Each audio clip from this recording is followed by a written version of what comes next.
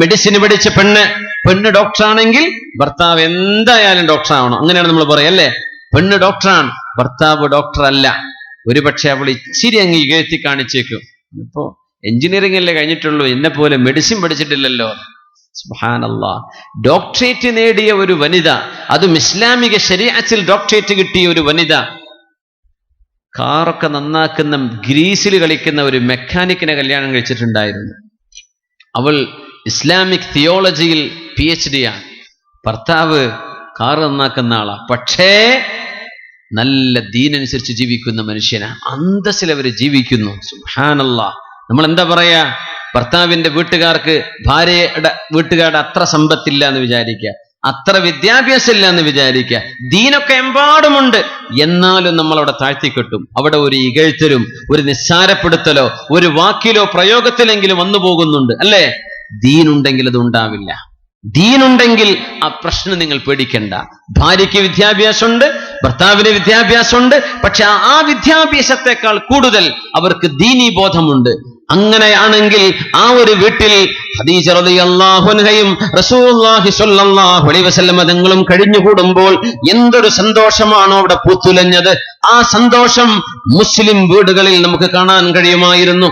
ബഹുമാനമുണ്ടായിരുന്നെങ്കിൽ, തന്റെ ഭർത്താവ് എന്തു തന്നെ ആവട്ടെ അള്ളാഹുവിനെ ഭയപ്പെടുന്ന മനുഷ്യനാണെങ്കിൽ സമ്പത്ത് അവിടെ പ്രശ്നമല്ല, ഭർത്താവിന്റെ സ്റ്റാറ്റസ് അവിടെ പ്രശ്നമല്ല, ഭർത്താവിന്റെ ജോലി അവിടെ പ്രശ്നമല്ല. അവളുടെ മനസ്സിനുള്ളിൽ തന്റെ ഭർത്താവ് ജന്നതുകി വനാറുകി, നിന്റെ നരകവും നിന്റെ സ്വർഗവും സൃഷ്ടിക്കാൻ നിനക്ക് കഴിയുന്ന നിന്റെ സ്വർഗത്തിലേക്കുള്ള വഴിയാണ്, അല്ലെങ്കിൽ നരകം വാങ്ങിക്കാനുള്ള വഴിയും ഇത് തന്നെ മതി. ഇതൊരു പെണ്ണ് മനസ്സിലാക്കിയിരുന്നെങ്കിൽ അസ്വാരസ്യങ്ങൾ ഉണ്ടാകുമായിരുന്നില്ല, പ്രശ്നങ്ങൾ ഉണ്ടാകുമായിരുന്നില്ല. നമുക്ക് വരാം റസൂലുള്ളാഹി സ്വല്ലല്ലാഹു അലൈഹി വസല്ലം തങ്ങളുടെ പരിശുദ്ധമായ മക്കയിൽ ആദ്യം താമസമാക്കിയ ഉമ്മു ഇസ്മാഈൽ റളിയല്ലാഹു അൻഹയിലേക്ക്. സ്വല്ലു അലൻ നബി മുഹമ്മദിൻ വആലിഹി. അല്ലാഹുമ്മ സ്വല്ലി അലാ സയ്യിദിനാ മുഹമ്മദിൻ വഅലാ ആലി സയ്യിദിനാ മുഹമ്മദിൻ وبارك وسلم عليه. اللهم صل على سيدنا محمد وعلى آل سيدنا محمد وبارك وسلم عليه. صلاح أول هذه الأمة بالزهد واليقين ويهلك آخرها بالبخل والأمل. എന്ന് റസൂലുള്ളാഹി സ്വല്ലല്ലാഹു അലൈഹി വസല്ലം ഈ ഉമ്മത്തിന്റെ ആദ്യം നന്നായത്, ഈ ഉമ്മത്തിന്റെ ആദ്യം നന്നാവുന്നത് ബിസ്സുഹ്ദി വൽ യഖീൻ, പരിത്യാഗം കൊണ്ടാണ്, ആർഭാടം വേണ്ടെന്ന് വെക്കുന്നതിലൂടെയാണ്. വൽ യഖീൻ, അല്ലാഹുവിലുള്ള ഉറച്ച വിശ്വാസത്തിന്റെ പേരിലാണ്. ബിസ്സുഹ്ദി വൽ യഖീൻ, അങ്ങനെയാണ് ഈ സമൂഹത്തിന്റെ ആദ്യം നന്നായത്. അവർക്ക് അല്ലാഹുവിൽ വിശ്വാസമുണ്ട്, യഖീനാൻ, ഉറച്ച വിശ്വാസം. നമുക്ക് അല്ലാഹുവിൽ വിശ്വാസമുണ്ട്, പെണ്ണുങ്ങൾക്കും ആണുങ്ങൾക്കും. പെണ്ണുങ്ങൾക്ക് എന്ത് ചെയ്യും, പ്രത്യേകിച്ചും ഭർത്താവിന്റെ ചെക്ക് ഇങ്ങോട്ട് എത്തണവരെ അത് കിട്ടിയിട്ടില്ലേ കഴിഞ്ഞു. അങ്ങനെയല്ല. ഉമ്മു ഇസ്മാഈൽ നബി അലൈഹിസ്സലാമിന്റെ ഉമ്മ എന്നറിയപ്പെടുന്ന ഹാജർ റളിയല്ലാഹു അൻഹ പരിശുദ്ധമായ മക്കയിലേക്ക് വരെ ഇബ്രാഹിം അലൈഹിസ്സലാം കൊണ്ടുവരുമ്പോ, മക്കയിൽ വന്നപ്പോ എന്താ കയ്യിലുള്ളത്? ഒരൽപ്പം കാരക്കയും ഒരൽപ്പം വെള്ളവും. നമുക്ക് ചരിത്രം അറിയാലോ. എന്താണ് ആ മഹദി ചോദിച്ചത്? ഇബ്രാഹിം നബി അലൈഹിസ്സലാം അവിടെ ഇട്ടേച്ചു പോകുമ്പോ കാരക്കയും വെള്ളവും മാത്രം കയ്യിൽ പിടിച്ച് ചോര പൈതല ഇസ്മാഈൽ അലൈഹിസ്സലാമിനെയും കൊണ്ട്, ചെറിയ പിഞ്ചുകുട്ടിയായ ഇസ്മാഈൽ നബി അലൈഹിസ്സലാമിനെയും കൊണ്ട് ഒരു പെണ്ണിന് ഒരു ഡെസേർട്ടിൽ സർവൈവ് ചെയ്യാൻ കഴിയൂല എന്ന് മഹദിക്കറിയാം. തന്നെ ഭർത്താവ് ഇവിടെ ഇട്ടുപോയാൽ താൻ മരിക്കാൻ പോവുകയാണ്.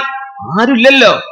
എങ്ങാനും വഴിതെറ്റി വരുന്ന യമനിൽ നിന്ന് വരുന്ന യാത്രക്കാരോ മറ്റോ കടന്നുപോയെങ്കിലായി. ഒരു കിണർ പോലുമില്ല, തണലിലിരിക്കാൻ ഒരു വീടിന്റെ ഇറ പോയിട്ട് ഒരു വൃക്ഷം പോലുമില്ല, അല്ലെങ്കിൽ ഒരു തണൽ വിരിക്കുന്ന ഒരു സൗകര്യം, കിടന്നുറങ്ങാൻ എന്തെങ്കിലും ഒന്നുമില്ലല്ലോ. ഇബ്രാഹിം നബി അലൈഹിസ്സലാം അവിടെ ഇട്ടേച്ചു പോയാൽ മരണം ഉറപ്പാണ്, മരിക്കുമെന്ന് ഉറപ്പാണ്. ഇന്നല്ലെങ്കിൽ നാളെ 2-3 ദിവസം കഴിഞ്ഞാൽ മരണം ഉറപ്പാണ്. അങ്ങനല്ലേ ഹാജർ ബീവി റളിയല്ലാഹു അൻഹ? നമ്മള് അത്രക്കങ്ങ് ആലോചിക്കാറുണ്ടോന്നറിയില്ല. അങ്ങനെയല്ലേ അത് സംഭവം. ഭർത്താവ് വിട്ടുപോവാണ്. എന്താ കയ്യിലുള്ളത്? കുറച്ച് വെള്ളവും ഒരൽപ്പം കാരക്കയും. ഏതെങ്കിലും ഒരു ഗ്രോസറി ഷോപ്പ് ഉണ്ടോ അടുത്ത് പോയിട്ട് വാങ്ങിക്കാൻ? ഇല്ല. ഒരു കിണറുണ്ടോ മുക്കിയിട്ടെങ്കിലും വെള്ളം കുടിക്കാൻ? അതും ഇല്ല. ഒരു വീടുണ്ടോ ചോദിച്ചു വല്ലതും വാങ്ങിച്ചു തിന്നാൻ? അതുമില്ല.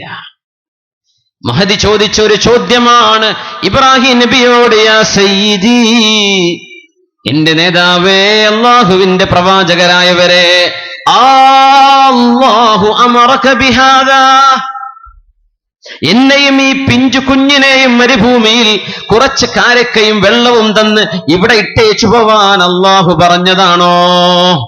അതെ, അല്ലാഹു പറഞ്ഞതാണ്. ഇതാ പൊയ്ക്കോളൂ ഇബ്രാഹിം നബിയെ, നിങ്ങൾ പൊയ്ക്കോളൂ.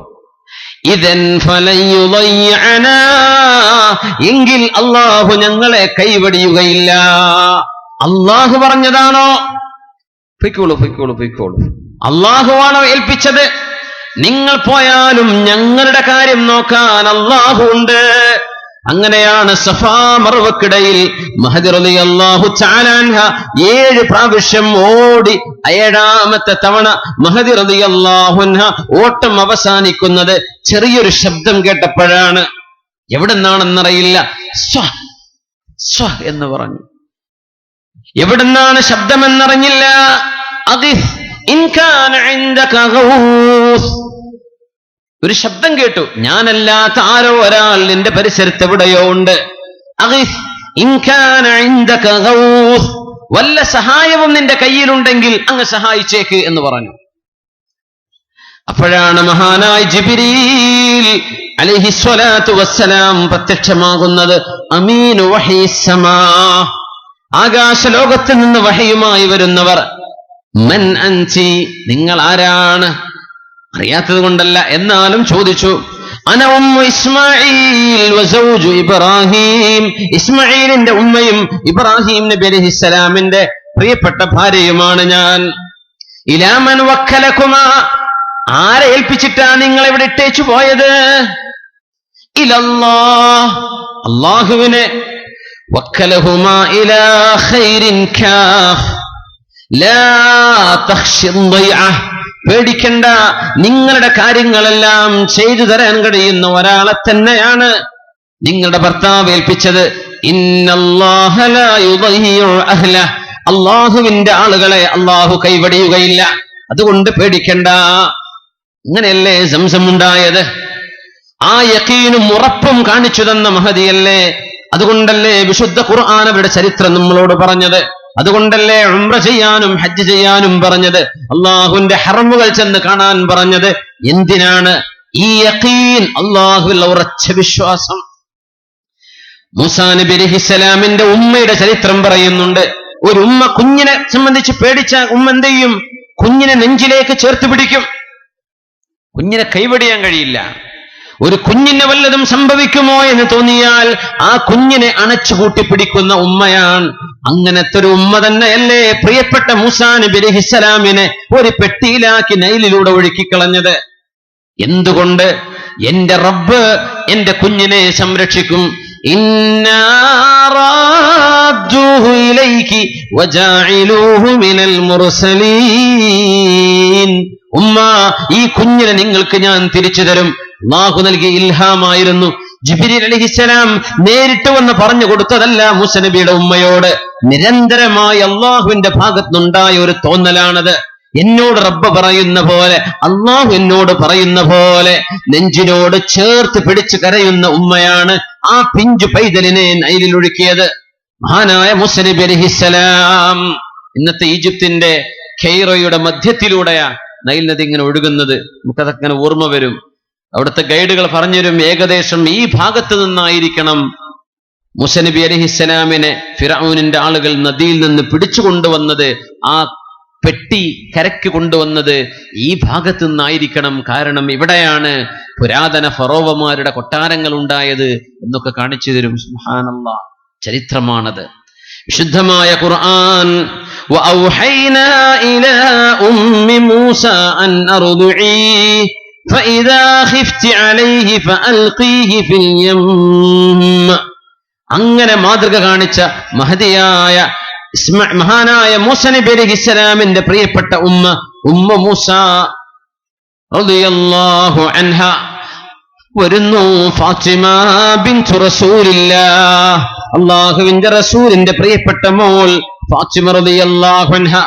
അഫ്ളലു നിസാഇ അഹ്ലിൽ ജന്ന, സ്വർഗീയ പെണ്ണുങ്ങളിൽ ഏറ്റവും വലിയ സ്വർഗീയ പെണ്ണുങ്ങളിൽ ശ്രേഷ്ഠതയുള്ളവർ ഖദീജ വ ഫാത്തിമ വ മറിയം വ ആസിയ. 4 പേരാണ്. ചില ഹദീസുകളിൽ അത് ഖദീജ ബീവിയാണെന്ന് കാണും, ചിലതിൽ അത് ഫാത്തിമ ബീവിയാണെന്ന് കാണും. എന്നാൽ 4 പേരെയും നബി തങ്ങൾ പറഞ്ഞിട്ടുണ്ട് സല്ലല്ലാഹു അലൈഹി വസല്ലം. അഫ്ളലു നിസാഇ അഹ്ലിൽ ജന്ന, സ്വർഗീയ പെണ്ണുങ്ങളുടെ നേതാക്കന്മാർ, അവരിൽ ഏറ്റവും സ്ഥാനമുള്ളവർ ഖദീജ ബീവിയാണ്. വഫാത്തിമ, മുത്തുനബിയുടെ മോൾ ഫാത്തിമ റളിയല്ലാഹു അൻഹയാണ്. 20-21 വയസ്സുള്ളപ്പോഴാ ഫാത്തിമ റളിയല്ലാഹു അൻഹ വഫാത്താകുന്നത്. ആലോചിക്കണം, ബീവി മരിക്കുമ്പോ ബീവി റളിയല്ലാഹു അൻഹ ആയിഷ ബീവി റളിയല്ലാഹു തആല അൻഹയേക്കാളും 2 വയസ്സാ കൂടുതലുണ്ടായിരുന്നത്. ആയിഷ റളിയല്ലാഹു തആല നബി തങ്ങൾ വഫാത്താകുമ്പോ ബീവിക്ക് എത്ര വയസ്സ്? ആയിഷ ബീവിക്ക് 18 വയസ്സാണ് റളിയല്ലാഹു അൻഹ.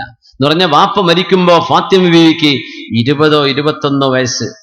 ഉപ്പ മരിച്ച 6 മാസം കഴിഞ്ഞപ്പോ ഫാത്തിമ റളിയല്ലാഹു അൻഹ വഫാത്തായി. ആ മഹദിയാണ് സ്വർഗീയ പെണ്ണുങ്ങളിൽ ശ്രേഷ്ഠയായവർ.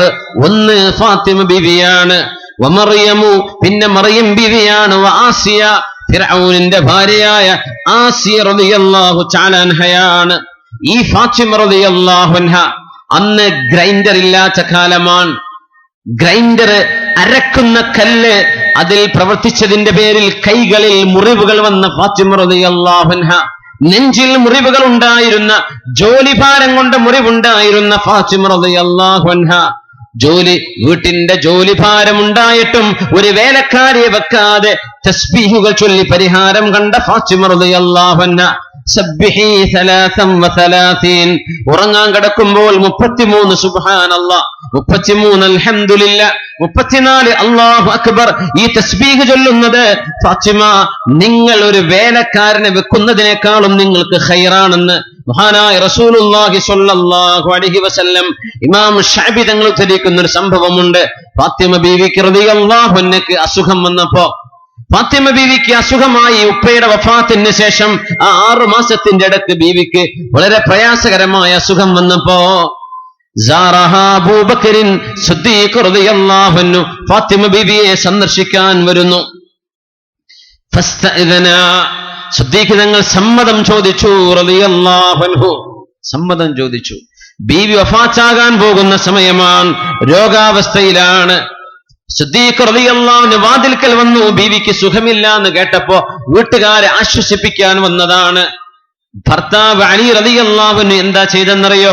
നേരെ പോയി ഫാത്തിമ ബീവിയോട് പറയുന്നു, യാ ഫാത്തിമ, ഫാത്തിമ, ഹാദാ അബൂബക്കറിൻ യസ്തഇദിനു അലൈകി, നിങ്ങളോട് സമ്മതം ചോദിക്കുന്നുണ്ട്. സിദ്ദീഖ് എന്നവര് വീട്ടിലേക്ക് വരട്ടെ എന്ന് ചോദിക്കുന്നുണ്ട്. സമ്മതം കൊടുക്കണോ? എന്താണ് അലി റളിയല്ലാഹു അൻഹുവിനോട് ബീവിയുടെ മറുപടി എന്നറിയുമോ?